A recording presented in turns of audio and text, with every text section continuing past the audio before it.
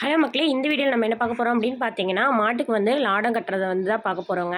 மாட்டுக்கு வந்து எதுக்காக லாடம் அடிக்கிறாங்க அப்படின்னு பார்த்தீங்கன்னா, தார் ரோட்டில் வந்து நடக்க விடும்போது அந்த கால் குழம்பு வந்து தேஞ்சிரும். அதுக்காக தான் வந்து லாடம் வந்து அடிக்கிறாங்க. கால் குழம்பு தேஞ்சுது அப்படின்னா நடக்கும்போது வந்து காலில் ரத்தம் வந்துடும். அதுக்காக வந்து லாடம் அடிச்சு விடுவாங்க. மேக்ஸிமம் இந்த வண்டி மாட்டுக்கு எல்லாமே வந்து லாடம் அடிச்சு விட்டுருவாங்க.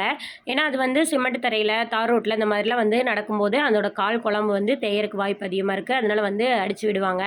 அடிக்காமல் விட்டோம் அப்படின்னா குழம்பு தேஞ்சு ரத்தம் வந்து வர ஆரம்பிச்சிரும். லாடம் அடிச்சு விட்டாங்க அப்படின்னா அதனால வந்து நடக்கிறதுக்கு ஈஸியா இருக்கும். லாடம் அடிச்சு வந்து ஒரு நாள் பெயின் இருக்கும் நடக்கும்போது. அதுக்கப்புறம் வந்து சரியாயிரும் அப்படிங்கிற மாதிரி சொல்லுவாங்க. நமக்கெல்லாம் எப்படி நடக்கும்போது முள்ளு குத்தாம இருக்கிறதுக்கு செருப்பு போடுறோமோ அதே மாதிரிதான் வந்து மாட்டுக்கு முள்ளு கல் இந்த மாதிரிலாம் வந்து குத்தாம இருக்கிறதுக்காக லாடம் கட்டி விட்டுறது. ஓகே, இதை பத்தி வந்து இப்ப நிறைய பேருக்கு தெரிஞ்சிருக்கும். தெரியாதவங்க என்ன பண்ணுவீங்க அப்படின்னா, என்னடா மாட்டை கட்டி போட்டு ஏதோ கொடுமைப்படுத்திட்டு இருக்காங்க அப்படின்னு நினைச்சிட்டு கமெண்ட் செக்ஷன்ல திட்டவும் ஆரம்பிச்சிருவீங்க. அதனால மாட்டுக்கெல்லாம் வந்து நம்ம கெடுதல்லாம் பண்ணல, அதுக்கு நல்லதா பண்றோம். இந்த மாதிரி ஆணி அடிக்கிறது வந்து உள்ள எல்லாம் ஏறாது. அவங்க வந்து பக்குவமா அடிச்சு விடுவாங்க.